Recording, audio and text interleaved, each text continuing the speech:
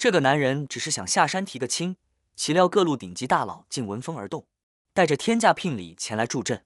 衡阳集团总裁直接甩出100亿订单，外加一辆全球定制的幻影豪车，还有一颗拍卖会上拍出的世界最大蓝宝石冰雪之星。就连皇室首相也闻讯赶来，送上始皇山河佩、兰亭集序真迹以及天外云铁打造的菩提镜。原来，男人正是屹立于天峰之巅，庇佑整个夏国的半神。7年前，他为拯救一个落魄家族，不惜耗尽毕生修为，一头黑发瞬间变白，险些丧命。如今他突破9重桎梏，重获自由，第一件事就是要下山迎娶当年的养父母之女佩内洛普。他要给他世间最盛大的婚礼。然而他并不知道，人心早已改变。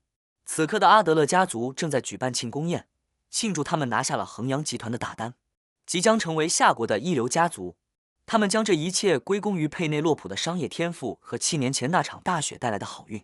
殊不知，那场百年不遇的大雪，正是男人当年散尽修为换来的。就在众人吹捧之时，一身地摊货的达伦悄然到场。宾客们见状，立马开启嘲讽模式，说他是阿德勒家落魄时跑路的白眼狼，现在看家族飞黄腾达了，又舔着脸回来要饭。达伦的养母和弟弟更是毫不客气，指责他在家族最困难时消失10年，如今还有脸回来。佩内洛普虽然同意让他留下，但言语间也充满了失望。达伦解释自己这10年一直在暗中保护他们，无论是7年前的大雪，还是今天的100亿订单，都是他一手安排的。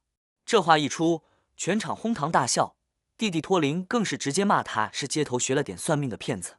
达伦怒火中烧，敢侮辱他师父，找死！佩内洛普见状彻底爆发，怒斥达伦忘恩负义，竟然还敢当众动手，让他立刻滚蛋，别毁了家族的前程。达伦心痛不已，告诉他自己就是衡阳集团派来的签约代表。可就在这时，衡阳集团的负责人贾斯帕到了，他不仅是佩内洛普的同学，更是他的狂热追求者。贾斯帕一出场就将所有功劳揽在自己身上，吹嘘是他向天峰之巅的半神举荐了阿德勒家，才促成了这次合作，甚至大言不惭地说，只要半神亲临，他一眼就能认出来。达伦冷笑一声，我怎么不记得见过你？贾斯帕见一个乞丐竟敢质问自己，当即发飙，怒斥他冒充半神的罪名足以让他死1万次。佩内洛普彻底心寒，他质问达伦，家族落难时你在哪？我冒着严寒推销产品时你又在哪？我们跌入谷底你走了，我们即将登顶你又回来，凭什么让我相信你？达伦掏出当年的定情信物草编戒指，问他是否还记得承诺。岂料佩内洛普却说这只是儿时的玩笑，早就扔了。接着贾斯帕拿出那颗冰雪之心向佩内洛普示爱，养母两眼放光，当场拍板定下婚事，称他为好女婿。达伦指出项链是假的，真品本是他准备的聘礼之一，但现在他们不配了。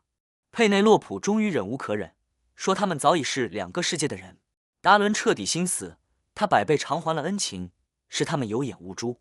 既然如此，他要收回曾给予的一切。贾斯帕一声令下，竟要废了达伦。